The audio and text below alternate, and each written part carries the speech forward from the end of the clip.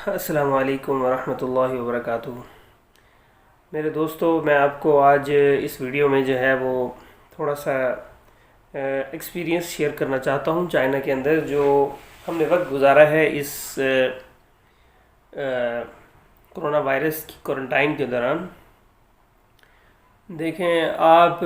سب سے پہلے میں آپ کو یہ بتانا چاہتا ہوں کہ یہ کیا کیا اس کی جو ہے وہ کیا کیا سمٹمز ہوتے ہیں، جو کہ آپ کے جسم کے اندر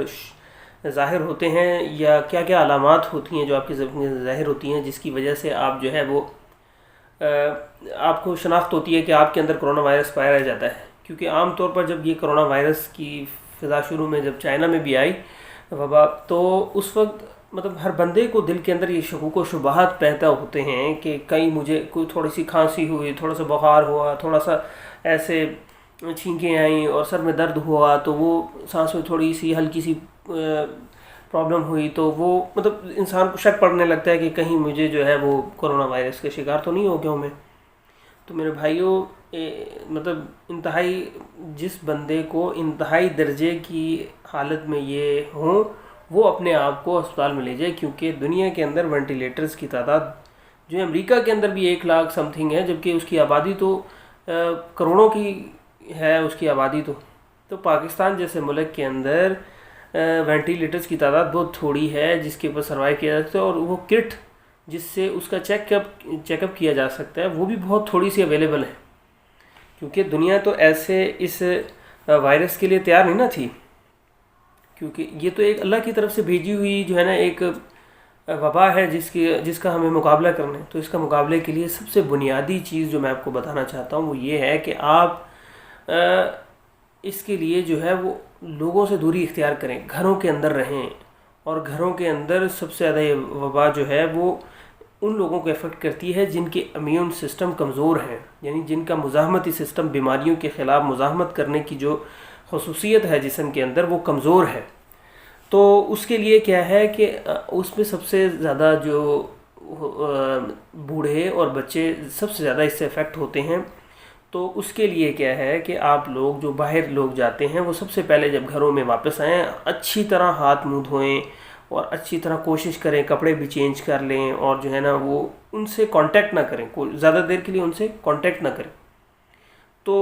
ان سے کانٹیکٹ نہیں کریں گے تو کیونکہ عام طور پہ جو نوجوان یا ایسے لوگ جو باہر سودا سلف لینے کے لیے یا کسی کام سے باہر جاتے ہیں اور ان کا امیون سسٹم ذرا اسٹرانگ ہوتا ہے، وہ خود تو اس وائرس کے خلاف اپنے آپ کو بچا لیتے ہیں، جبکہ وہ کیریئر بن جاتے ہیں اور ذریعہ بن جاتے ہیں گھر میں رہنے والے بچوں کے لیے، بوڑھوں کے لیے، جو کہ گھروں کے اندر بیٹھے ہوئے ہیں اور وہ باہر کسی کام سے گئے بھی نہیں۔ تو میرے بھائیوں، آپ اس چیز کا خیال کریں کہ جب باہر سے آئیں تو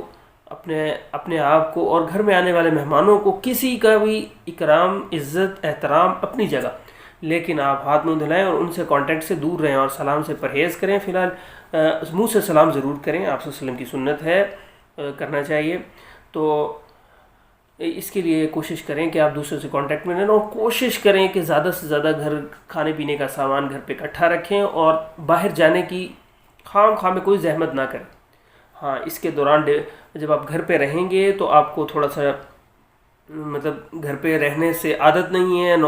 مردوں کو عادت نہیں ہوتی گھر پہ رہنے کی، اور خواتین سارا دن گھروں میں رہتی ہیں، کام کرتی ہیں اپنے، ان کی ساری روٹین بھی ڈسٹرب ہو جاتی ہے جب گھر میں سارا دن مرد رہیں گے۔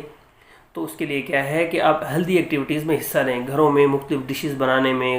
جیسے کہ سبزی کاٹنے میں، برتن دھونے میں، گھروں کی صفائی کرنے میں جو ہے وہ اپنی خواتین کا ساتھ دیں، ہاتھ بٹائیں، اور اس کے علاوہ جو ہے کتابیں پڑھیں، اور مطلب مختلف ہیلدی چیزیں، ایکٹیویٹیز، مطلب گیمز کھیلیں، اور قرآن پاک کی تلاوت کریں، اللہ سے دعائیں بھی کریں، استغفار کریں، کیونکہ یہ اللہ تعالیٰ کی وبائیں جو ہیں یہ اللہ تعالیٰ کے ایک چھوٹے عذاب ہیں،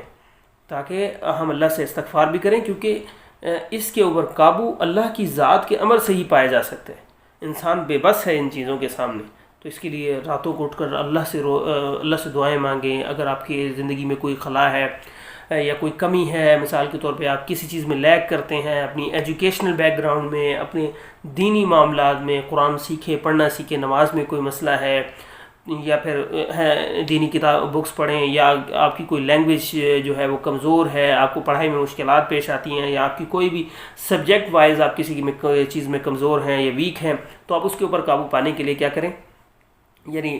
اس کے لیے جو ہے وہ آپ وہ اس کے اوپر مطلب اس کے اوپر ورک کریں، اس کے اوپر محنت کریں، تاکہ ان چھٹیوں کی وجہ سے جو آپ کو دی گئی ہیں اس کی وجہ سے آپ اپنی ان خامیوں کے اوپر قابو پا سکیں۔